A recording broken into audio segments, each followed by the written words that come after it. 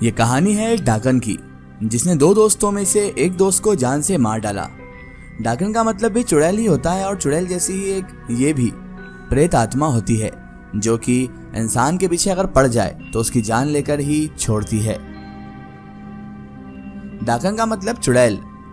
ये ख्याल अक्सर इंसान के दिमाग में घूमता रहता है कि डाकन होती है या नहीं होती। बहुत सारे लोग इस पर इत्तेफाक रखते हैं कि डाकन होती है, लेकिन बहुत सारे लोग इसे अंधविश्वास मात्र कहकर टाल देते हैं।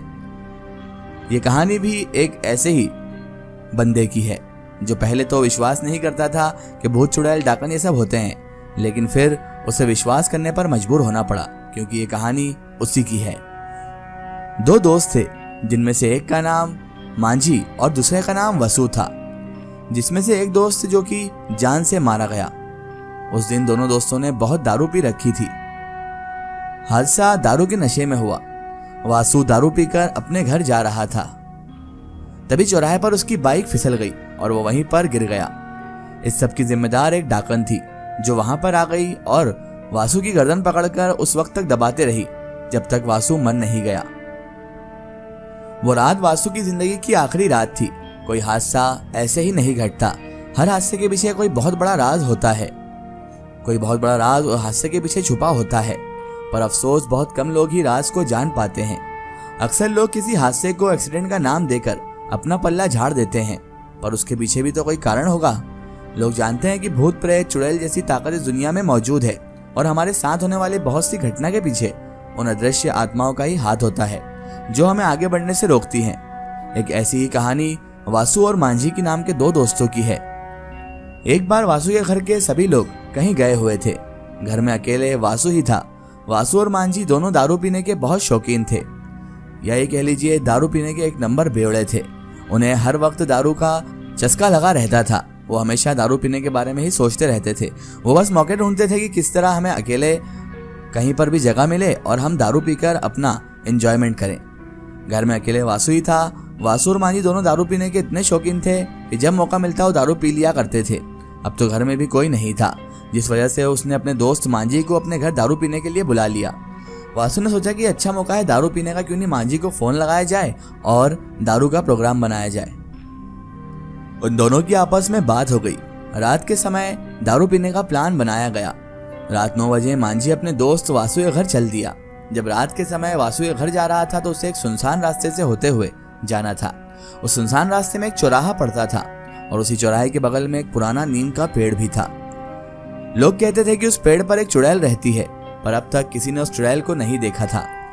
दरअसल वो एक डाकन थी। उस रात जब मांझी उस नीम के पेड़ वाले रास्ते से होते हुए वासु के घर जा रहा था, उसे वो चुड़ैल दिख गई। जैसे ही उसे वो चुड़ैल दिखी, उस चौराहे के पास वो पहुंचा तो देखा कि एक बिल्कुल सफेद रंग की साड़ी पहने हुए एक औरत नीम के पेड़ के पास खड़ी है। वो औरत लगातार मांझी की तरफ देख रही थी। मांझी धीरे धीरे उसकी तरफ बढ़ता चला जा रहा था। उसके मन के बार बार ये शक पैदा हो रहा था कि ये जो औरत चौराहे के पास नीम के पेड़ के साथ सट कर खड़ी है, वो आखिर है कौन।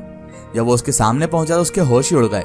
उसने देखा कि एक औरत जो कि सफेद रंग की साड़ी पहने हुई है, उसका रंग बिल्कुल काला है। चांदनी रात में मांझी उसे सही तरीके से और बिल्कुल सामने से देख रहा था। उसने देखा कि उस काले रंग की औरत की आंखें बिल्कुल सफेद है, मानो सफेद आंख चमक रही हो। आंखों के बीच घिरनी गायब थी, यानी कि उसकी आंखों के बीच जो पुतली होती है काले कलर की, वो थी ही नहीं। बिल्कुल वाइट आंखें, बिल्कुल सफेद आंखें, जो कोई भी देखकर उसे डर जाए। एक डरावना और भयानक औरत को देखते ही उसके पसीने छूट गए। मांझी बिल्कुल उसके सामने से पार हुआ था, इसलिए उससे बहुत ही करीब से उसने अच्छी तरह से देख लिया था कि वाकई में ये कोई इंसान नहीं है, कोई औरत नहीं है, बल्कि कोई दूसरी मखलूक ही है, या कोई प्रेत आत्मा या चुड़ैल या डाकन है। वो चुड़ैल लगातार मांझी को देख रही थी। अगर चाहती तो वो उसे उसी समय मार भी सकती थी, पर उसने ऐसा नहीं किया। मांझी उसे देखते ही कांपने लगा। उसके तो समझ में ही कुछ नहीं आ रहा था कि अब करे तो क्या करे। किसी तरह हिम्मत बांधकर वो आगे बढ़ा और दौड़ता हुआ उस जगह से आगे निकल गया। जब तक उसे पूरा विश्वास नहीं हो गया कि अब वो चुड़ैल के खतरे से बाहर निकल चुका है, तब तक वो दौड़ता रहा और वो सीधे अपने दोस्त के घर जाकर ही दम धरा। उसने अपने दोस्त वसु को भी बताया कि जब मैं रास्ते से आ रहा था तो चौराहे के पास नीम का जो पेड़ है, उसके पेड़ के पास ही एक चुड़ैल मैंने देखी है। उसे देखते ही मैं बहुत डर चुका हूँ। उसका दोस्त जब ये बात सुना तो हंसने लगा और बोला कि अब तुम किस भी दुनिया में जी रहे हो यार। अब के समय में चुड़ैल? रात में 1-2 बजे मैं कितनी बार उस चौराहे से पार किया हूँ, पर अब तक किसी चुड़ैल को या डाकन को मैंने तो नीम के पास नहीं देखा। और तुम कहते हो तुमने एक चुड़ैल को देखा। क्यों बकवास करते हो? देखो, अगर तुम्हारा मुझे डराने का इरादा है और दारू पीने का इरादा नहीं है तो तुम बिल्कुल नाकाम होगे, क्योंकि मैं डरने वाला नहीं हूँ और मैं तो जम के दारू पीऊंगा। मांझी अपनी बातों पर विश्वास दिला रहा था, पर वसु को उसकी बातों पर थोड़ा भी विश्वास नहीं था। वो इसकी बातों को वहम मात्र मान रहा था। उसने कहा कि देखो, आज के ज़माने में चुड़ैल उड़ैल कुछ भी नहीं होती। ये पुराने के ज़माने में बहुत अच्छी लगती थी कहानियाँ, लेकिन अब इससे हकीकत का कोई लेना देना नहीं है। तुम भी मेरी तरह अंधविश्वास समझकर इसे टाल दो, वरना फालतू में अपने दिमाग में टेंशन लेकर घूमोगे। वासु की बात सुनकर मांझी चुपचाप हो गया, क्योंकि वासु इसकी बात को सिर्फ वहम मान रहा था।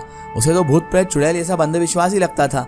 रात के समय दोनों ने मुर्गा बनाया और साथ में जमकर दारू भी पी, पर बहुत दारू पीने के बाद भी मांझी को नशा नहीं चढ़ रहा था। उसके अंदर तो रास्ते वाली डाकिन का डर समाया हुआ था। उसके दोस्त को कैसे विश्वास दिलाए कि उसने सच में किसी चुड़ैल को रास्ते में देखा है। दोनों उस रात बहुत ज्यादा दारू पिए। वासु का तो नशा बहुत ज्यादा बढ़ चुका था, पर मांझी अब भी नशे में नहीं था, उसे पूरा होश था। दारू पीते पीते रात के 12 भी बज गए। जब दारू खत्म हो गई तो वसु मांझी से बोला कि अब चला जाए, चलो मैं तुम्हें तुम्हारे घर तक छोड़ देता हूँ। पर मांझी बोला कि रहने दो, आज मैं तुम्हारे घर पर ही सो जाता हूँ, कल सुबह अपने घर वापस चला जाऊंगा।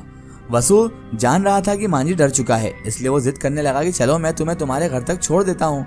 जब वसु बहुत जिद करने लगा तो मांझी राजी हो गया, बोला कि ठीक है चलो छोड़ देना। वसु अपनी बाइक निकाला और मांझी को अपनी बाइक पर बैठाकर उसके घर की तरफ चल दिया। जब बाइक से वो दोनों उस चौराहे के पास पहुंचे जहां पर मांझी ने चुड़ैल या डाकन को देखा था, उस जगह पर अपना बाइक रोककर वसु बाइक से नीचे उतर गया और अपने दोस्त मांझी से बोला कि तुमने यहीं पर चुड़ैल को देखा था ना, बताओ वो कहाँ है अब। मांझी उससे बोला कि चलो अभी यहाँ से चलते हैं, दिन में आकर जांच पड़ताल कर लेंगे। पर वसु के सर पर तो भूत सवार हो चुका था।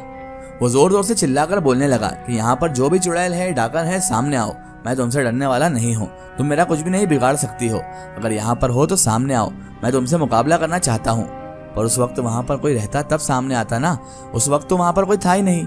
मांझी वसु का हाथ पकड़कर बाइक की तरफ लेकर जाना चाह रहा था, पर वसु अपना हाथ झटकते हुए और उससे छुड़ाते हुए बोला कि रुको मैं आ रहा हूँ।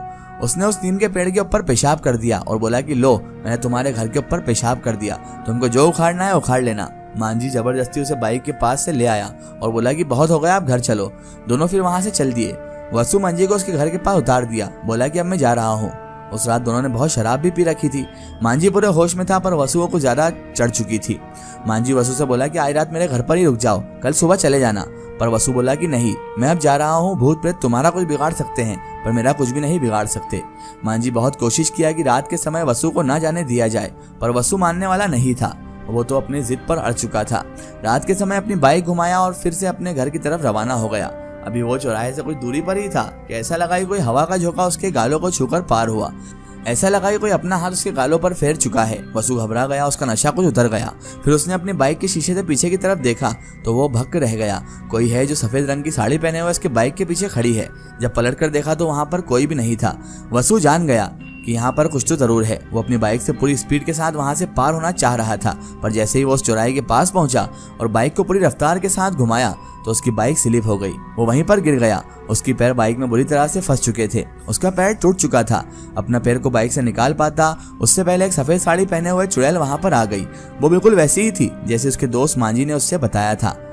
वही सफेद साड़ी, बिखरे हुए बाल, बिल्कुल सफेद और चमकीली आंखें, खुखार पंजे, जिसे कोई भी देख ले तो डर से वहीं पर मर जाए।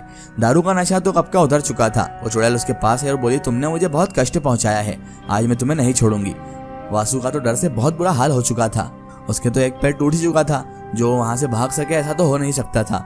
उसने चुड़ैल के सामने हाथ जोड़ते हुए कहा कि मुझे छोड़ दो, मुझसे बहुत बड़ी गलती हो गई।